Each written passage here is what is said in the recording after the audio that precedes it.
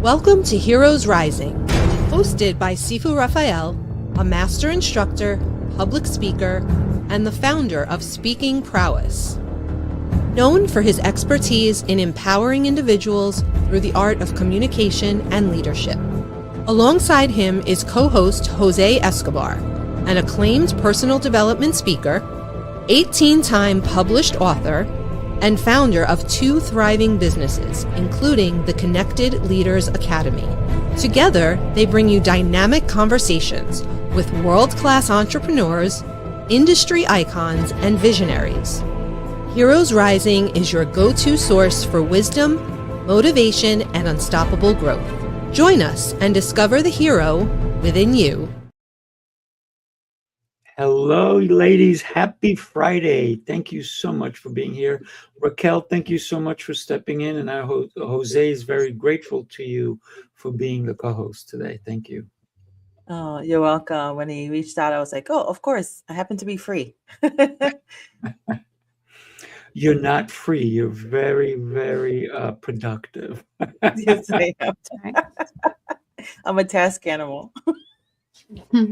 And Bethany, this is our 3rd hour together. What can I say? I am so blessed by your company. Thank you. It's reciprocal. I feel also blessed by your company. This has been a fun Friday. Yeah, absolutely. I would agree with the fun part. So who wants to take this topic and run with it? I know, Bethany, you said, I love this topic. Talk to us about it. I love this topic because chaos is something that, like, whenever I was with parents and they would tell me about their kids, like parent-teacher conference would happen, and they'd be like, I just feel like there's so much chaos. There's always so much chaos at home. Blah, blah, blah, blah. And I would hear these parents talking about that, and I could sense in them that they had chaos. And what their chaos was, translating down to their children's chaos and everything else. And they'd be like, what can I do? What can I do to like fix the chaos? And not, they would talk about this. And I would often try to take something that they would be able to have a visual of. Because if we take a bunch of blocks, they are all the same, but they're all different colors, like all the same shape, but different colors. And you dump them out. And then you tell some child, go pick up those blocks. Do you know they will not pick those up? They will roll around in the blocks and be like, no, this cannot happen. And life is over. Things are terrible because there's too much. And so you have to take the step back and be like, okay, there's a lot here. Only pick up the red ones. Pick up the red only. Okay. Now let's only pick up the blue ones. Now let's only pick up the yellow ones. And we sometimes forget that these simple lessons that we are teaching children are the same lessons that we need as adults. Like, I don't know where the translation got lost. That's like, none of those things apply to me anymore. Because guess what? It all does. Everything still applies to us because our lives can be just like that pile of blocks. We have so many things that inside, the biggest difference is that we have, the emotional awareness to not be rolling around being like, this is terrible. I cannot do this. We're not doing that. Who said we have the emotional? We're hoping. We're all hoping. Maybe sometimes we do, but it's taking that step back and being like, well, what is the next thing? What can I do? What's the next thing? And that's why I love this, is because this translates like for every age possible. We are going to have chaos, but it is creating it in a structure that we're able to handle. I love that. So good. So good. You're speaking, and I'm like, this is in the air. Because on Monday, my show was around, goal strategies at work. But that was one of the things. It's like bringing everything down to just smallest to big. What is the smallest possible thing that you can do toward that goal that you can do right now? Because it does feel overwhelming. It just, we create our own chaos because we're having this imagination, like this is such a big goal and I know I want to do it and it's pulling me. But if you feel like I can't do this or out of control, and now it's like, okay, just bring it down to the baby step of it. Mhm. And I was like, okay, that was Monday.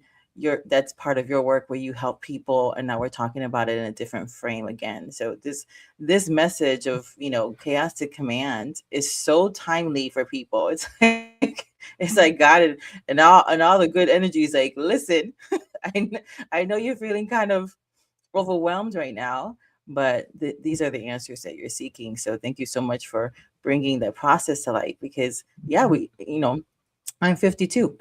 So we're adults and we're still going through that, where we forget these lessons that are so important. It's like, okay, maybe we all need to go back to the romper room and relearn some things.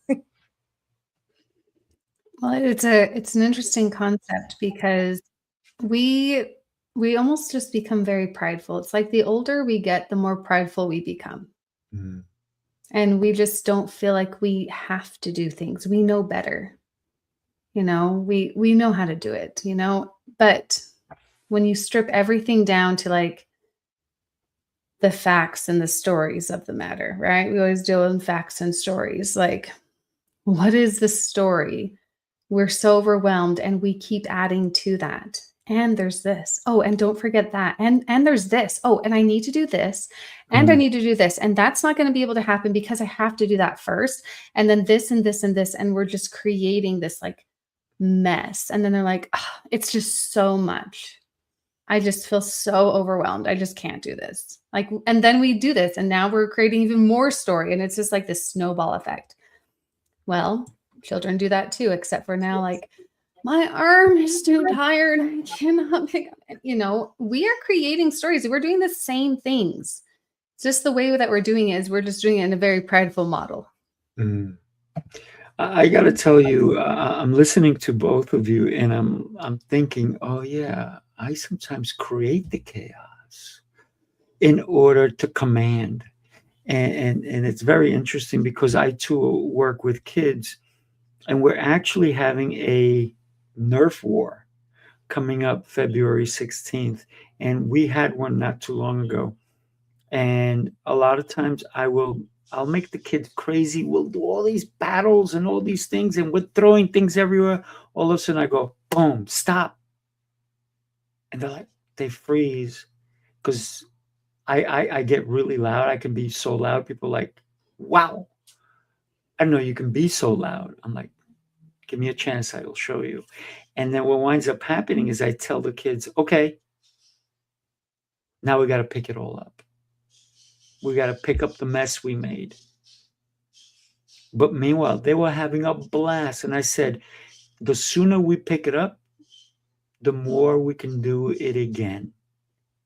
And they're running and picking things up, and the place is clean. There's nothing on the floor. And I go, who's ready?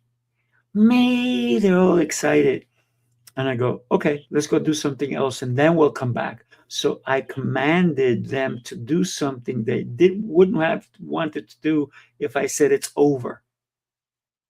We're not doing it again. But I said, we're going to do something else, and then we'll come back and do it again. And then the something else was a different fun thing. So I didn't take them away from a situation where they were having a blast, literally a Nerf gun blast, right? And taking them somewhere else and saying, now you're going to be bored for the rest of the time. No, we can do something else fun. And then in the middle of that fun, who wants to go back to Nerf battle? They're like, me. So it's all about creating that chaos, but then commanding the room at the same time. Because sometimes we need to stop the chaos because safety is important. Because someone may not be acting correctly. Just the same way we can take an adult from a bad situation and then put them in a better situation. It's the same thing as taking a kid who's misbehaving. If you keep them in the same environment, they're going to stay in that mental state of, this is what I'm doing here. But if we remove them from the area, all of a sudden they have to think differently. So that's why when I have the kids go into chaos and we're all over the place and running and doing all these crazy things, and then I say, okay, we're removing you from here, we're going somewhere else. Now they can calm down. They can do things differently. But we forget that we're adults, but we're really kids. We are. We are. And I'm the when big both of one, by the you way. I'm a Toys R Us kid.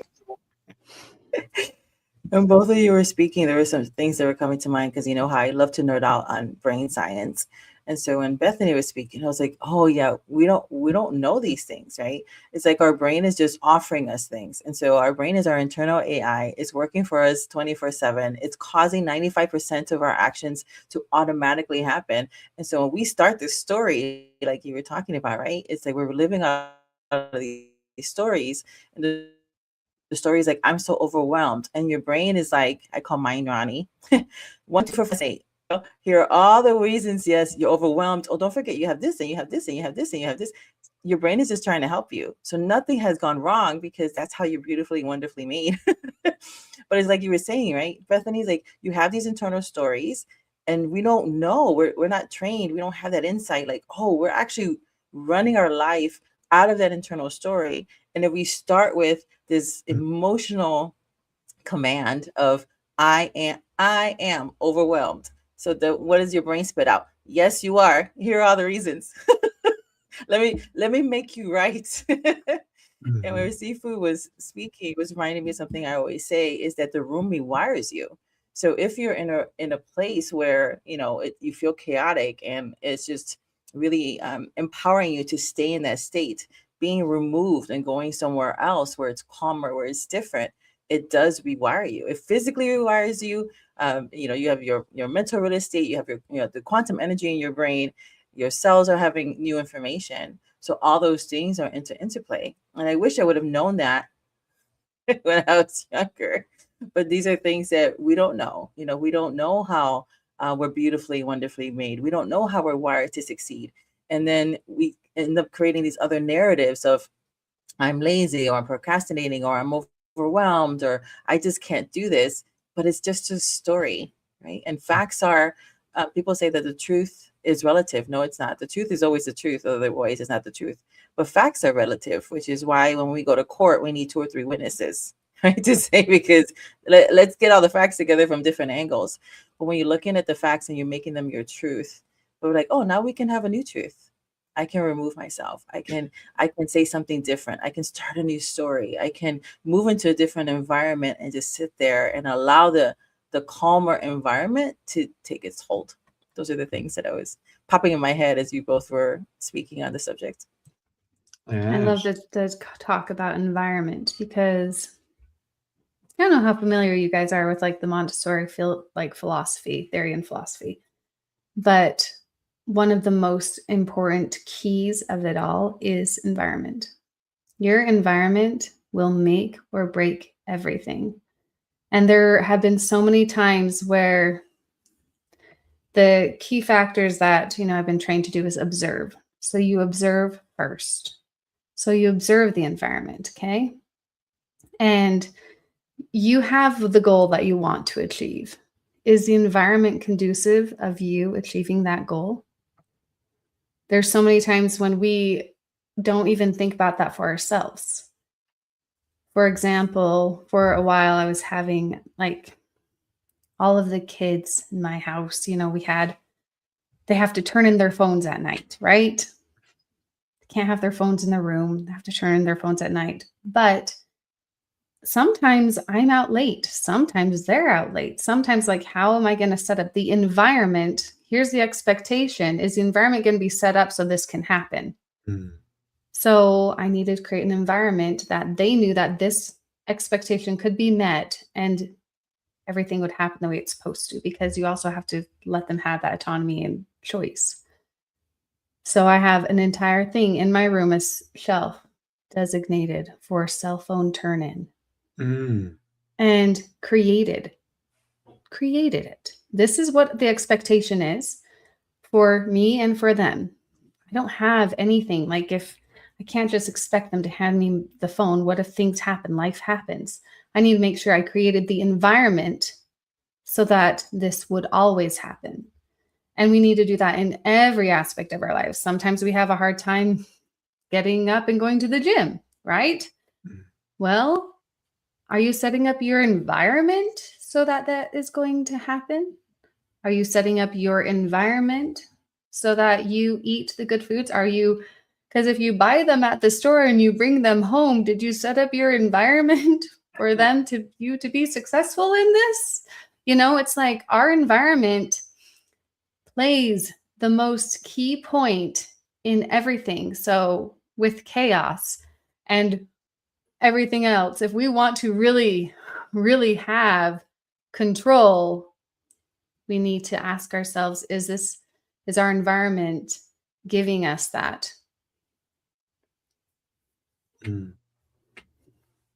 That's so good. I was trying to find it, but I can't find it now. But I was seeing something. What was I watching? Something like Bones or something like that. And they were talking, and she was saying, oh, and it's high potential. And she was looking at the environment, and she's like, oh, this person's a butterfly. And he's like, what do you mean? He's like, oh, there's like different kind of organization skills. And now I'm going to have to go back and find it because I wrote it somewhere. And I was like, that's so interesting. And she said, okay, these are like 4 different insects. And the butterfly person, their environment is like, they like everything out. Everything's important, but they need to see where everything's at. And I was like, I'm a butterfly. She's explaining the other 3 ones. She's like, this person's just like, this person's like this. You're going to find the different environments and what's really conducive for them to be able to thrive and to work. And so if you walk into my environment in my office space, you might be like, oh, that's chaotic. But I was like, oh, I felt like so seen. Like that's exactly how my brain works. Like I have everything out where I can see it is my organized chaos. But when I try to be something that I'm not, having everything, very pristine and in a different kind of organization that doesn't go with my own flow, I found that I was not as productive. I was not as happy in that environment. I almost felt like very anxious because I'm like, where is it? I was always like, where is it? Where's that thing again? But now that I was just like, okay, I'm just going to put things where I need to see them and it's out in the open and it's my own private space. But then when she called it a butterfly, I'm like, oh, I felt like so freeing in the language. And so that was what's coming to mind when you were speaking about environments, because also when we're creating environments, we need to be mindful and, like you said, right, observe. How is it that, if I'm creating a co-working space in an environment, even with children, what do they need? Because sometimes I'm a butterfly. I like things all out in the open, but somebody else might have a different kind of system that they need in order for their brain to quiet down, their bodies to quiet down. So I would love for the 2 of you to share your expertise in how to create these environments when you have very different personality gift clusters and organization gift clusters that will allow people to thrive. I'd love to jump in and have you imagine the beach. There's 2 places, and if you think of it, right, you can have the beach with nobody in sight. The waves are still hitting. The sand is still feels great on your feet. And then you can have another beach with thousands of people close to each other, their towels, their umbrellas, and all that. And the question is, each person has their own idea of the perfect beach day. The one that's going to be where there's nobody else around, they have room, there's no one playing loud music or running and kicking sand in your face. And then the other one where they're going to feel so happy that all these people are around because they're going to look at this one, look over there, they're going to look at this, the music is blaring, all this is, so it's that chaotic environment that makes them feel, oh, I'm at the beach. And then the other person who would say, oh my God, I cannot be here. Get me to a secluded beach because that's where I vibe. So we all can create our own idea of a perfect environment. But like you talked about the butterfly and then you have everything out, it doesn't mean it's wrong for you, but it may be wrong for someone else. So how do we create the environment for everyone? So you have to start thinking of, who am I creating the environment for? Think about a bank, right? If you go to, and I belong to TD Bank, and TD Bank started in Canada and then the US now. And it used to be a different name. And when I first went into the bank, I was like, this doesn't look like a bank. They have nothing on the tables, everything, including the printers. So if you want something printed, they have to open a drawer and the printer's in there and they print something for you. They close it. There's no cell phones, no pens, nothing. Everything is strategically placed. And when you think about that, you go, I feel comfortable here.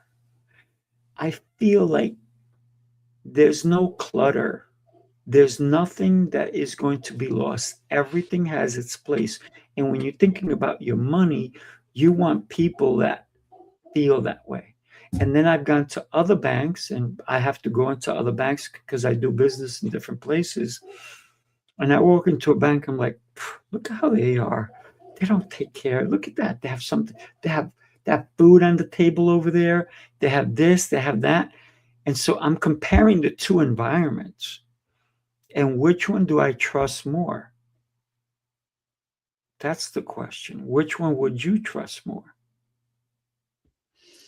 So I can speak to preparing the environment for 30 plus people that are all different.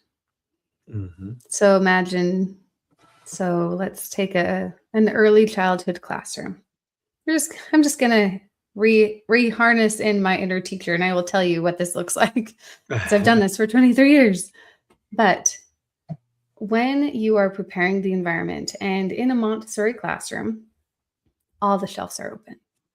So you can see everything, and everything is isolated on a tray, or it's prepared in a way that you take off the entire material and you learn from that, but you can see everything, and everything is categorized. So you'll have like practical life. I'm a life skills coach, by the way. Weird.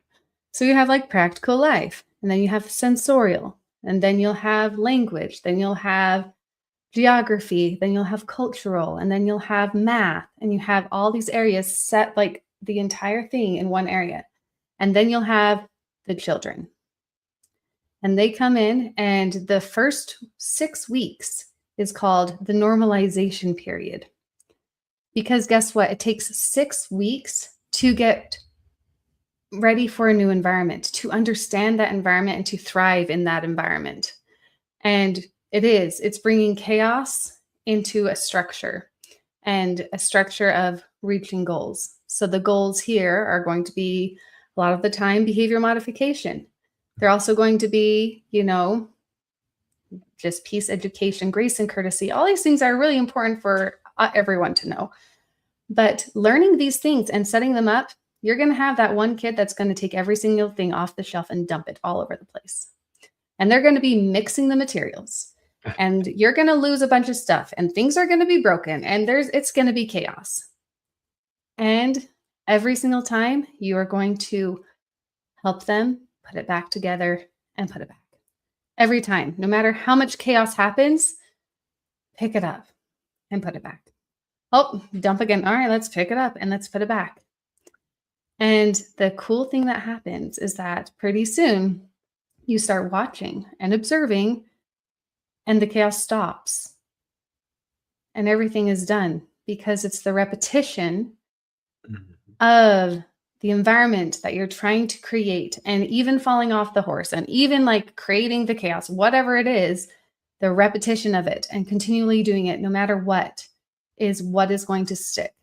Because if you have a goal in mind and you continue going and you fall off that horse and all your pieces get all scattered everywhere, just pick them up, put it back, keep doing it, because pretty soon, maybe it'll take 6 weeks. I don't know. But guess what? It's going to happen. And that's kind of what we forget. Like, it's not going to look the same. Systems are going to look different. You're going to have the kid that does it perfectly, but then you're going to have the ones that are a mess. It's not supposed to look the same. Not at all. Can I tell you, there was an accountant that should have been in your classroom, by the way, because he never learned the lesson, because I needed an accountant. And I was recommended to this gentleman, and I went to his office. And can I tell you, I've never seen so much paper on the desks, on top of desks, in the cabinets. It was a mess. And he tells me how much he charges, which is okay. But I thought, no. If you're going to throw my paperwork underneath the desk and then you have to go looking for my piece of paper that's important and it gets misplaced, you're not the person I need in my life. So just thank God I was able to see his environment that he thrived in. And then I said, wait a minute, I remember. One of my clients' dad is an accountant, and he actually did some work for me without me even asking him to do it. And he said, don't worry about it. I'm not charging you. I was like, let me call that guy. Because I already knew how he handled his son. I already knew the kind of person he was. He was a giving individual. He's still my accountant today, 20 years later. And anytime I need anything, he goes, here it is. He's very systematic. So when it comes to certain things, yeah, if you have a kid that's very chaotic and throws everything all over and has to put it back together, if they never learn the lesson, they will live their life like that, and they will keep missing the pieces that matter. And there's nothing wrong with people who may want to get into a little bit of chaotic tables or putting things together, but when it's your own, that's cool. But when it's somebody else's, we have to consider it. So that's why I didn't go with that. Thank God. I don't even know what would have happened to me had I gone with that other accountant. So yeah, choose where the chaos is important, and then can you command it, right? Did I trust that accountant to command his chaos? No, I did not. I think one of the things that really stuck out for me, Bethany, when you were speaking too, is like let me just sit in this for 6 weeks. The time is going to pass anyway. And 6 weeks 6 months, is not even 6 a whole years, season. whatever. Yeah, I mean, like 6 weeks is like half a season. So it's like, oh, I can do this for, giving ourselves new language, a new story. I can do this for half a season. Half a season sounds, less intimidating, maybe, depending on how your internal language and syntax is. It can feel less intimidating than like, oh, a whole 6 weeks. Oh, this is only half a season. I can do this every single day. No, and then telling ourselves that other part of the story, like, hearing this, that's proof. You're an expert in this. You've been living this for over 20 years. You've worked in this. So hearing that piece of like, oh no, if this works for children, this will work for me too. There's already proof that this system works. And if I would just sit in it for give myself the gift of 6 weeks. Yes, I might have to keep on picking things up over and over again, but that's okay, because that's part of the process. And when we understand that there's nothing wrong with us, it's just part of the process of rewiring ourselves, rewiring that internal story, rewiring our environment, then it becomes like, oh, not so overwhelming. So thank you for sharing that. Because even for me, sometimes when we're moving into new spaces and we're being called into, right, that expansion, and we're like, we might feel weird being in those rooms, but we have to be in the room and we have to give ourselves a chance to just sit in it. And if when we know, you know what, in less than 2 months, I'm going to feel differently. In less than 2 months, I'm going to see another side of myself, the expanded, the upgraded version. I just need to do these couple little things consistently, and our brain loves repetition. That's how it rewires itself. It prefers that over like a high emotional event or trauma. It loves repetition. So I love what you were sharing, that because it really does give us adults hope, like, oh, that's all I have to do. Yes. All you have to There's do, give another. yourself, Oh, go. I was yeah, gonna say just give yourself there's a cool thing about this, that when you are doing this, you have times blocked throughout the day, which is called restoring the environment.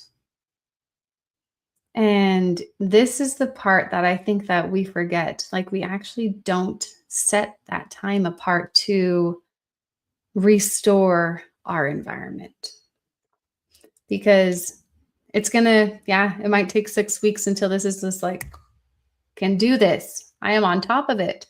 But taking that time and that mental capacity and that awareness to be like, I need to restore the environment. Oh, before I stand up and grab something to eat, I have to restore the environment. Oh, before I go do this, I always make sure I restore my environment before I move on. And restoring the environment isn't just, and this is something I feel like is being lost in translation through generational, I don't know, non-education of it. I don't know. But we are forgetting that when we respect our environments, we feel better. Like, there's no respect for environments, like closing a door. I have a lesson on how to open and close a door, because that is an important thing. It's an important thing to turn the handle and you open it up. And guess what? When you are through that door, you grab the door, you turn the handle, and you close it.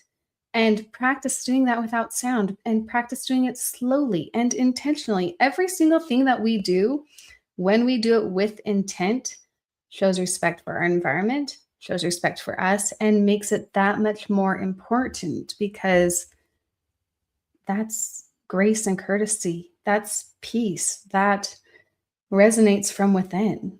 It's beautiful, and it shows. I want to become a little controversial here, just for the fun of it, because the more we talk, the more I'm thinking the nutty professor. The nutty professor does not look like the other professor, who looks all combed, all debonair, and the glasses are fitting right. The other one's like the glasses are shut. He's got, his shirt is sticking out, and he rambles on, and he does things. And if you walk into his office, there's chaos everywhere. There's papers, there's this and that. But usually it's the nutty professor who outthinks the polished one. So what I want to say to everybody listening to us is that we're not telling you that if you have a mess in your office or anything like that, that you're less than. We want to say that you have to take control, or should I say command, if you live that way. Because I know a lot of people personally who, if you came and you tidied up their desk, they would lose it, totally lose it. And they're like, now I can't find anything. And then the other person turns around and says, but I put it all in this neat pile for you, and I categorize it. I put it in order. I alphabetize. I can't even say the word because it doesn't want to come out, right? But I put it in a way that you can find it. See, here it is. I labeled everything. And they're like, yeah, I can't work that way. And then they lost their mind. And then they'll go, okay, I'll try it. And then 2 days later, it's back to it the way they were because in that environment, you can tell them, where's this document? And here it is. And like, how on earth did you know? Because they have their own crazy filing system. And so I don't want to say that we're knocking you if that's how you can function, but how do you feel in that chaotic environment, right? So for me, I have different spaces that I do occupy, different offices that I go to. And I even have a wood shop, and I have thousands of tools, tons of different screws, tons of different drills, hammers. I have more hammers than I have hands to use, right? But and I have different rulers and measuring things and this and different saws and that's in my wood shop, and it's all over the place, right? Not in a chaotic way. It's everything has a function, it has a place, and there's a reason why everything has a place, because speed is important when I'm doing work, right? Or when anybody's working for me, so that it becomes efficient, because this saw goes here and that one goes there. And the reason is because when you cut here, you go to that one and use this equipment and that. And so it may seem chaotic to somebody who doesn't understand why is this there, what, but there's a process that has to go through, or they have to learn the process. Just the same way that I know I don't want to give them credit, but the process of putting things together was truly created by McDonald's, because they were efficient in getting the food out rapidly. And when McDonald's first started, I'm sure their burgers were good. I wouldn't know. I haven't had McDonald's since I was a little kid, right? But the process that they go through and the procedure, everybody has followed it. Manufacturing has followed it, because when this happens, that happens, that happens. And there's a lot of companies out there who look for, how can we create a process that's faster, more functional, and deliver the best results for our clients. And so a lot of times there's a company that I know is called Fast Cap, and they're in the woodworking industry, and they have a big sign, no idea is too small. And what that means is that if you have an idea of how we can make this faster and better, let's do it. Let's give it a shot. And they have increased their productivity and their production and their sales tenfold because of that process, allowing everybody in their company to have a say. So chaos is good if you know how to work in it. Just thought I'd share that. No, that was really good. It was reminding me of an experience I had when I was doing my launch last year for the book anthology. Somebody came in and she was doing, you know how they have those beautiful balloons, it makes everything like gorgeous. So she was with her daughter, and she's looking for a pole, and she's like, where is this one, connector? And she's very organized. Everything has its place, and every bag has certain kinds of materials. And then she's like, I know I packed it, So the daughter finds it, and it was in the wrong bag. And she's just like, oh, that's in the wrong bag. So they had to stop the momentum, right? It does break momentum. But I love that when I was watching them, because the mom was just giving her daughter grace. She's learning how to do it. She's learning how to be the assistant. And she's just like, oh, I just put it away and it fit in this bag. So that's why I put it in there. She's like, and then she had to explain to her the process. It looks like a different kind. It looks like the same kind of mechanism, but it's not. And so this mechanism belongs in this bag. So that way, as we're building, we just know which bags to go to. And that's how you can, come up with something really beautiful in a shorter amount of time, because again, it's speed, but there is an art form to it. So it's understanding why even putting something that looks similar, but it's not in the right bag, allows them to actually flow more creatively because everything's where it needs to be. So as if you have a different style of organizing, somebody comes into your environment, like I'm more of a butterfly, my daughter's more of and she's in my executive assistant and director of my operations, and so she's very like tidy, she has like all things, so I need that kind of execution. I know to give it to her, but she also knows don't move anything on my desk unless you ask me. Do you want? And then unless I ask for her help, and then I'm very specific because I know how her gift functions. And so then I can leverage her gift, and then we respect each other's different giftings. But, I know like, oh, if I need it like this, very systemized, everything like this, I'm going to hand it over to her because she's gifted in that. That's how her brain works. She feels calmer in those kind of spaces. And so being able to say, okay, what is her gift and how can I incorporate it to leverage what I'm doing so I can move with speed too. So when I need something in that area, I'm just like, oh, I just give that over to Angie. So that was what was coming to mind. It's like, we don't understand even something like that seems so insignificant. Oh, the pole was in the wrong bag. All the bags look the same. So how do you even know where to put it? But the person who's doing this says, no, I know they're actually different when you look at them.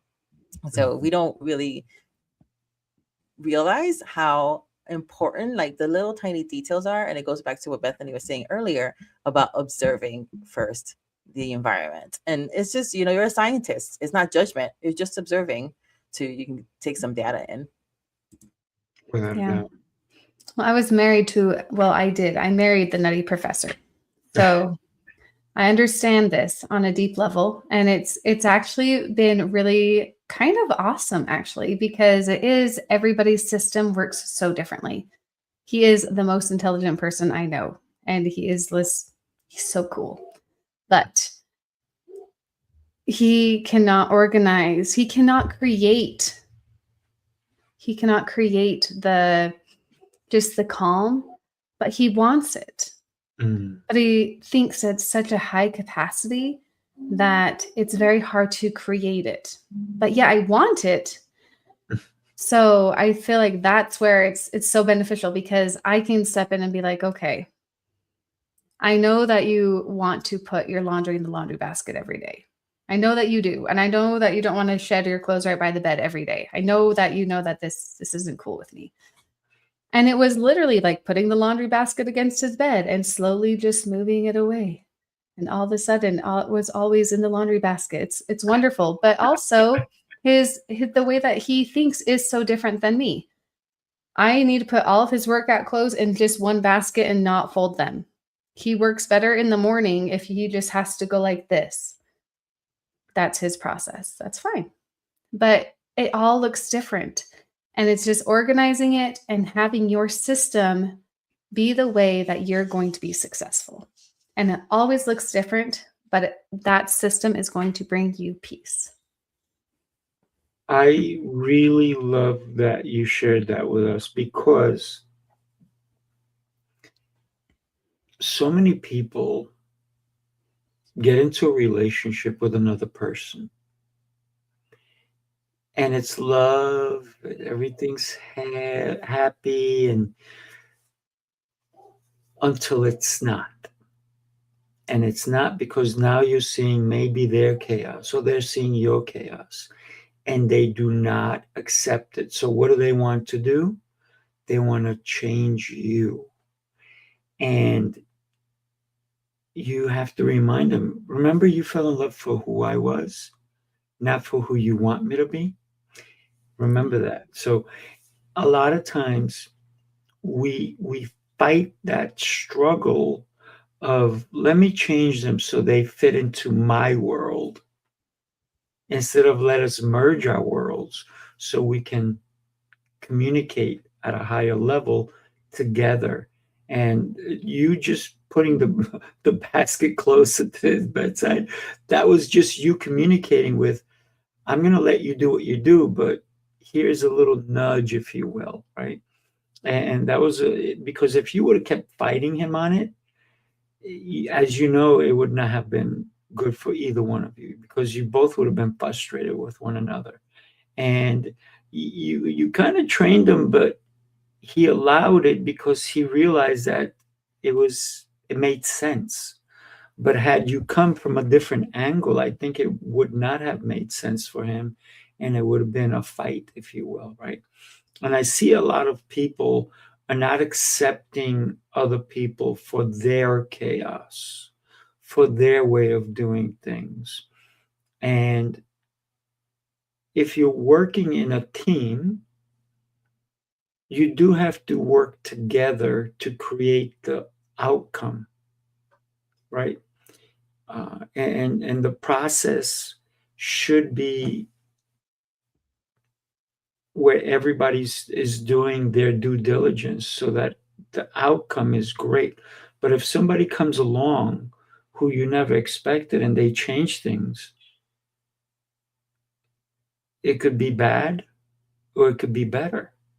The question is, do you give them the time or the space to allow change to happen? Right. And we talked about change earlier, one of our other episodes, but we have to consider that when somebody says, if it ain't broke, don't change it, that's because they're not seeing a better way of doing things. And if it wasn't broke, don't change it, we would all still be in horse buggies. There'd be no cars. Look, there would be no EVs now, right? And it's because we allowed, there'd be no rockets, no airplanes. We would still be like, I will see you in 3 days when I gotta feed my horse, I gotta water it, I gotta do all these things.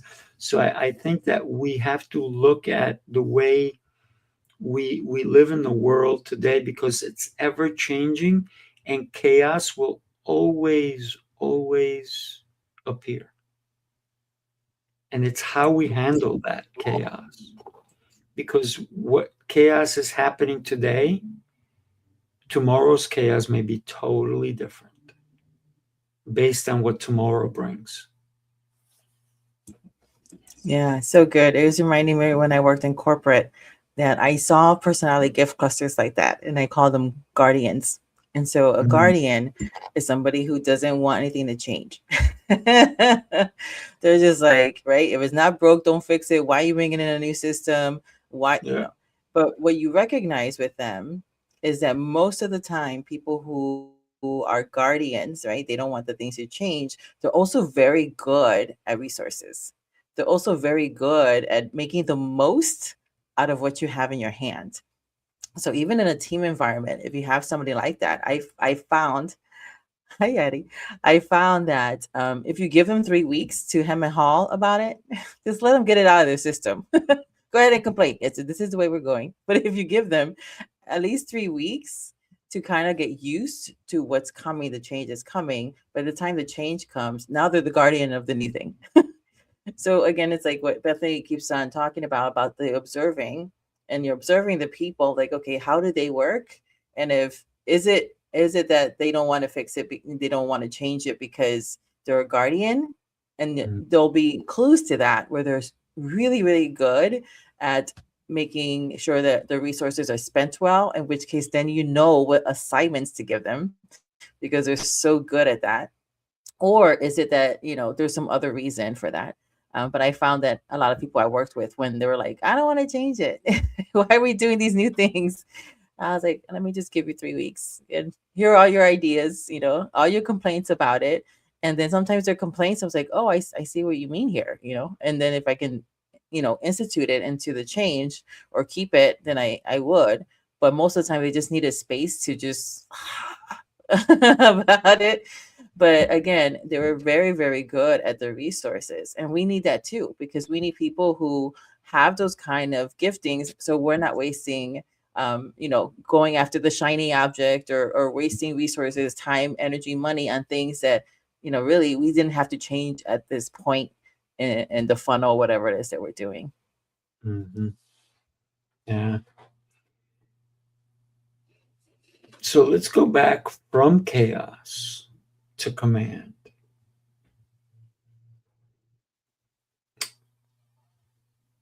Think about a tornado.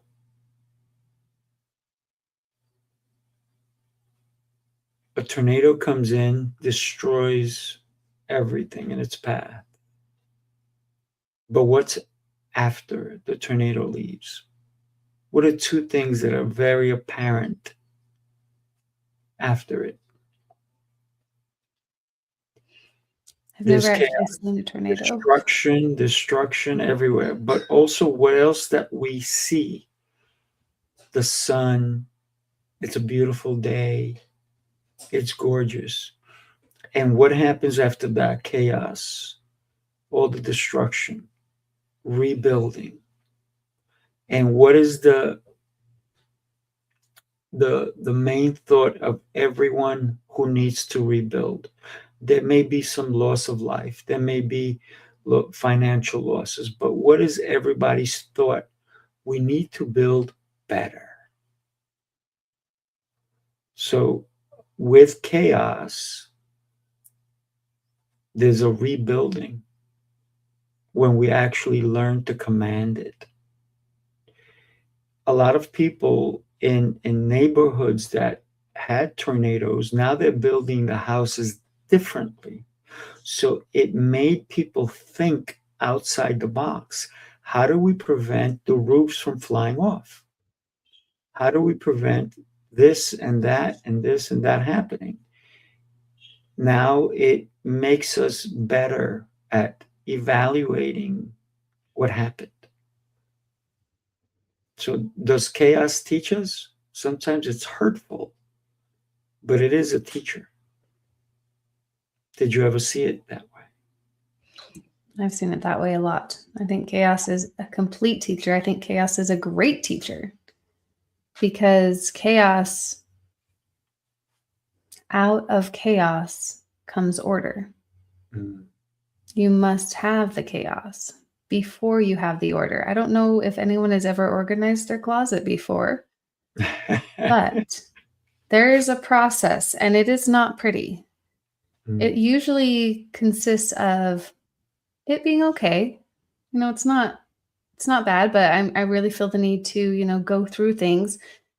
And in that process, you create complete chaos. You have piles everywhere. There is like stacks and you're like, I don't even need that. Here's donation party. You create the chaos so that you can have the order. Before we go on, let me share this video with you. Take a look. The city never sleeps, and neither do the dreamers who build its pulse. From every corner of the globe they come. Visionaries, creators, leaders, each carrying a spark ready to ignite the world. This is not an event. It's a revolution of rhythm and reason. A symphony of minds. A movement of momentum. Sifu Rafael, Lancelot, Jose Escobar. Together they set the stage for brilliance.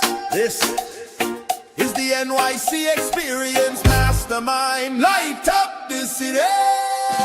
They coming from the east, coming from the west. Knowledge on deck, put the truth to the test. Leaders in motion, hearts in sync, dropping wisdom so deep it'll make you think. They bring stories, sweat and flame, different faces, one shared name. Elevation, that's the sound. NYC experience mastermind, where purpose is found. Woo! Can't help but move. And I know Bethany has seen that video 3 times today. I've danced every time. Yes. So you talked about creating a space, and I did that in New York City. Raquel, you were there. How was that vibe there when we did the New York City experience? Because I did create the room for different speakers, and did it look chaotic, or did it look, even though there was things everywhere, did it look well put together? Oh, I didn't find that it was chaotic at all. But again, I'm a butterfly, so what do I know? Um, it felt very inviting. You created a really great space where everybody felt loved and seen, and the way everything was structured, it was just really smooth. So it felt like whether we were there or like hanging out afterwards, the time just flew by, and that's how you know you're having a really good time and you're connecting because all of a sudden you look up and you're like, what do you mean they stopped talking? It's somebody else. Oh, what do you mean that it's already lunch? Nobody was like fidgeting, like, when are they going to feed us? Everybody was really intentionally and caught up with the speakers because everybody was so different in what they were bringing to the table. It was amazing. I really enjoyed it. I'm planning to come back to Tampa as well and then like have an extended stay because I have family out there in Florida. But I loved it. It was what I needed. Sometimes we need to get out of our environments, right? And go into those other rooms. And in that kind of compacted time, we rewire faster because everyone's there. It was almost like a true mastermind. We're all coming in for the same thing, wanting to connect, wanting to learn, wanting to absorb, and have some fun. So you really created that environment where we were able to do all the things, have some fun, have some really powerful time, to have that deep connections, and to also do business. So it was a little bit of everything. And I really enjoyed myself, which is why I'm like, oh, you need to come. So if you've been watching it, like, I don't know if I should go. Yes, come, because the room will rewire you. I came in one way and I truly left differently after those couple days with everybody. I appreciate you saying that. And that's why we created such a space. And that's why we continue to do it, because my goal with creating the New York City experience is to get away from all the other rooms I've been in, which, not that they're not great, but I didn't feel rewired, like you said. I didn't feel energized. It was like, oh, great day, and then that's it. I'm done. There was no business. There was no mastermind. There was no connecting. And I think that when we get into a space and we can actually connect with another human being, that's golden. But we don't want you to come to New York City experience and connect with one person. We want you to connect with as many people as possible. And you walked away getting to know so many people and connecting at such a deep level. You and I connected even more. And I know we're going to even connect more in Tampa. So it's going to be fun. And that's important, right? Because we're moving into a period of time where the small rooms are the big things, and people are desiring to really have real connections. And you hear about it that there is a trust recession happening, and so these kind of spaces help you to be around people who are just like you, who are heart centered, but they're also visionaries. They also are moving it. They also want to help each other, really want to refer one each other, really want to build each other up personally and professionally. So this is why I really love that experience. And I walked away, yes, doing business with some people, and I have like plans, and I'm doing business with some of the people there throughout the year. So it was, yeah, for business it was great, but the connections were amazing because this is great too. Thank God for Zoom and coffee chats and messenger things and LinkedIn and things that we can do that. But there's something when you get to see somebody live. And like one of the people I've always wanted to meet was Alethea, and she was there, and we were like, "You're real." So it was just really nice to meet her in person, even though I had worked with her a lot online, and we chat and things like that, and we've connected deeply in that form. But when we saw each other live, it was just different. It was just different. And Shiraz, the same thing. I bought his books. I'm always talking about him, how brilliant he is. But it was different when we saw each other live. I was able to connect and really have some like significant conversations. So I'm really grateful that you did it. You did create the room where we can do all the things as entrepreneurs and deeply connect, which is the most important thing. Absolutely. And one day when Bethany is now so crazy busy with all her stuff, she's going to be in the room with us, and we're going to have a special session where she's going to teach us some special dancing. You want to talk about that? Yeah, apparently I'm going to teach everyone how to dance. I haven't picked the genre yet, but that's going to be out there. I'm thinking samba and using the theme song. Ooh, look at that. Yeah, I love it. I love it. Before we wrap things up, I'd love to give you both a chance, 45 seconds. Share with us why somebody needs to connect with you. I'd love to have everybody consider the fact that the reason we need to connect with these two young, beautiful ladies is because they're going to help us and impact our lives in so many different areas that we need. So, Bethany, you're up, my dear. Well, I think you should connect with me because I can teach you the life skills that you're missing. I can teach you how to really care for yourself in emotionally, spiritually, physically, socially, and intellectually. Because when you're okay as a person, you are okay for your relationships and your business and everything else that really needs to fulfill you. Love it. Definitely connect with Bethany. And Raquel, my dear, you are up. Well, my specialty is being a visibility rewiring person, and also visibility amplifier and identity rewirer. So I love doing that. I do that in different formats. I just launched a radio station just because why not? But my favorite thing that I'm obsessed with is making people immortal in 5 days or less. I take your mission, your legacy, how you love to show up and serve your people, and make you immortal by doing it through music, because it's the only thing that's going to outlive us.